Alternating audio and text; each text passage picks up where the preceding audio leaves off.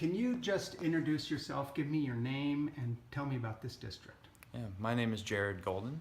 I'm currently a state representative here in the city of Lewiston in Maine, also serving as the House Assistant Majority Leader at this time.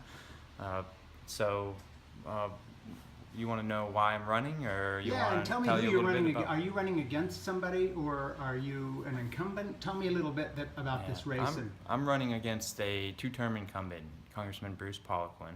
He was first elected in 2014, same year I was elected to the State House of Representatives. And Bruce Poliquin holds a seat that Democrats held from 1994 to 2014. This is a district that voted for President Obama in 2008 and 2012, and most recently in 2016 voted for President Trump.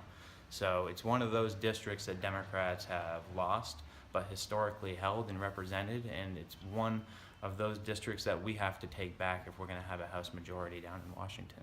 Tell me what we're looking at out the window here. This is quite a little street view. Just describe it a little bit for me. Yeah, beautiful street here in Lewiston.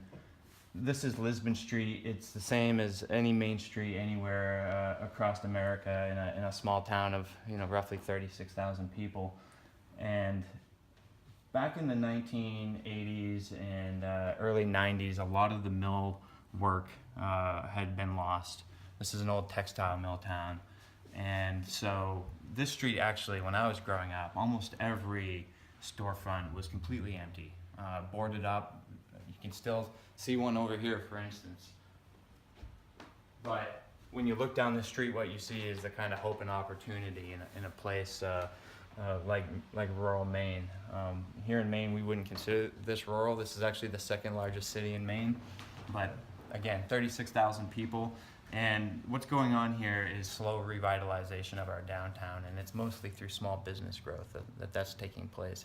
It's hard-fought progress. Would you describe your opponent as an avid Trump supporter type Republican? No, I wouldn't necessarily. To be honest with you, Congressman Poliquin refused to even tell voters who he was supporting right up through the election. He tried to distance himself, at least up until the moment where it looked very likely that President Trump would win. And are you running on a ticket that you would describe as particularly progressive, or what's your own kind of Democratic Party affiliation? I'm an independent, unaffiliated voter in Massachusetts. I keep my independence. I would consider myself left of center. Nobody else has to be. But sir, how do you see yourself in terms of issues that people get all riled up about? My focus is very simple. It's on working class, middle class issues here in Maine. That's the constituency. This is an area where the economy has been hit pretty hard in the last few decades, and so this is really, I think, a debate about how do we improve people's lives economically speaking, people who have lost good jobs that went away, either overseas or out of state. And so really for me, it's about economic fairness and helping people who come from middle working class families and are struggling to make a way of life here in Maine again. I have a background serving in the military. I was in the Marine Corps Infantry, served for 4 years from 2002 to 2006, deployed to Afghanistan and By the way, Iraq. you were in the Marines the same time my son was in Afghanistan. No kidding. My son John, who I take care of his 3 little kids, volunteered in '99 and was in Afghanistan twice and once in Iraq. What was your MOS, by the way? 0351, infantry assault. Infantry assault. So he was in Signals Intel and had a very weird time because then he got assigned to Special Forces to go in with small group units, whatever they called them, out of Bagram. Yeah. So The Air Force Base. Yeah. I happen to be wearing one of the T-shirts he gave me, which is a Marine T-shirt, which I never wear showing the badge because I never served in the Marine Corps, but I am a proud Marine father, so Wow. I'm triple happy for being up here with you today. And Semper Fi to your son as well. But in terms of my background as a Democrat, I was elected in 2014, and by 2016, my colleagues, my peers voted to elect me as the House Assistant Majority Leader.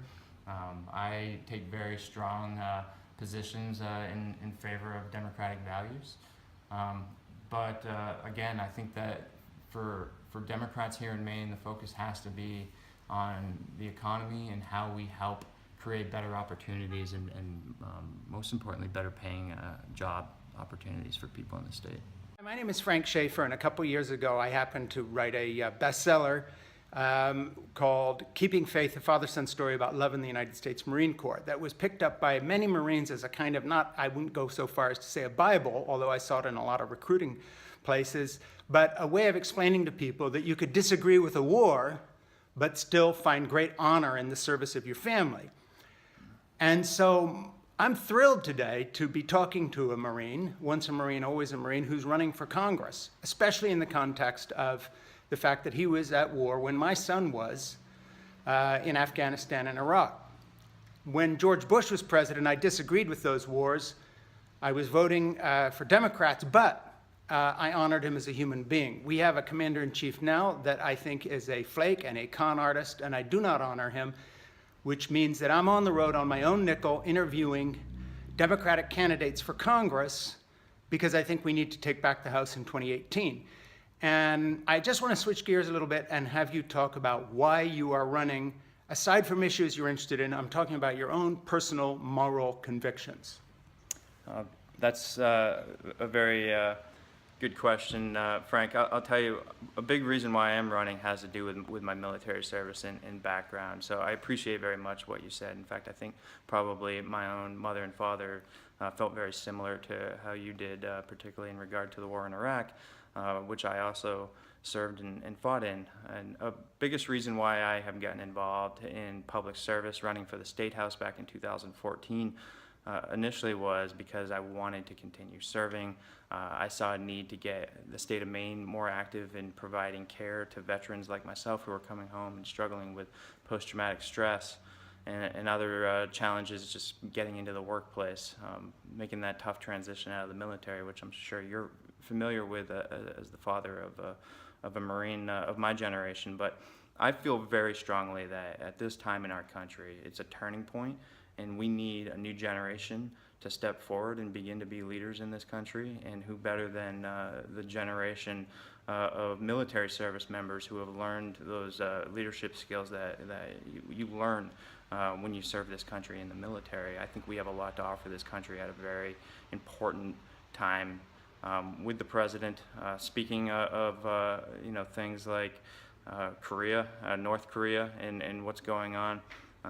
Veterans like myself understand how critically important and dangerous this time in our country's history is, and we really need, I think, to have voices that can speak to the importance of our foreign policy, the importance of the wars in Afghanistan and Iraq, and making sure that Congress is taking responsibility for the wars that and the conflicts that we're asking service members to go and fight for and fight in. And certainly I'm very concerned about the rhetoric around North Korea. I can tell you it's very serious, very dangerous, and no one should be taking this lightly. Jared Golden, running for Maine's 2nd Congressional District, running against Congressman Bruce Poliquin. He's someone that has proven himself to be beholden to Speaker Paul Ryan, most clearly with his vote to repeal the Affordable Care Act.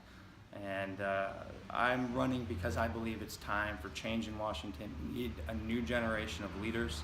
And as someone who served in the United States Marine Corps, who was a squad leader in Iraq and knows something about leadership and service to this country, I think I have something important to offer, not only to the people of the state of Maine, but this country as well.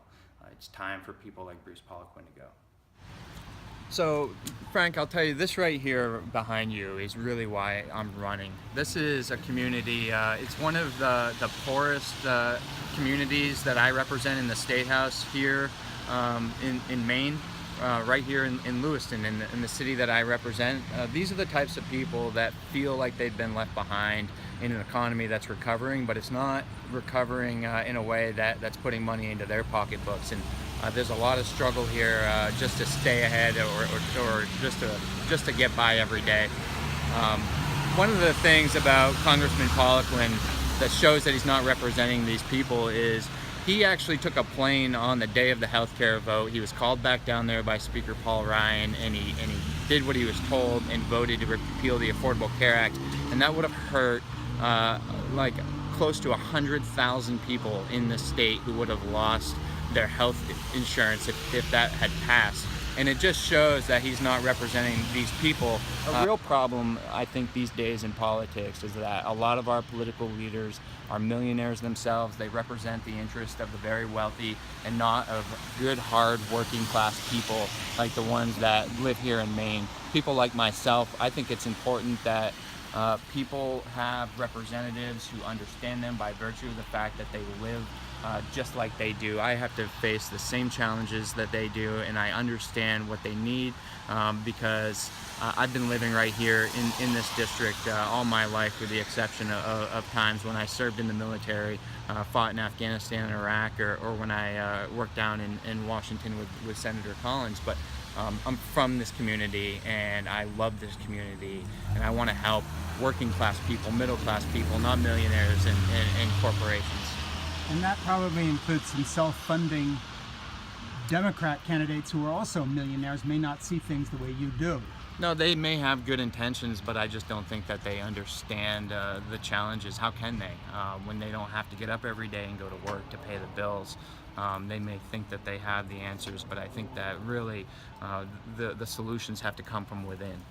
So something that's going on up here in Maine is going on nationally as well within the Democratic Party. Bernie Sanders actually won every county here in the state of Maine during our caucuses. And ultimately, I think we lost a lot of voters to President Trump when Bernie Sanders didn't become the candidate for the Democratic Party, and that struggle within the party continues today. And I think that it's important to remember in a community like Lewiston, Maine, or Maine's entire 2nd Congressional District, is that where there are hardworking people that are struggling, you got to stay focused on what's happening in their daily lives, and you can't just be focused on some of these national issues that are important but aren't paying attention to people's bottom line.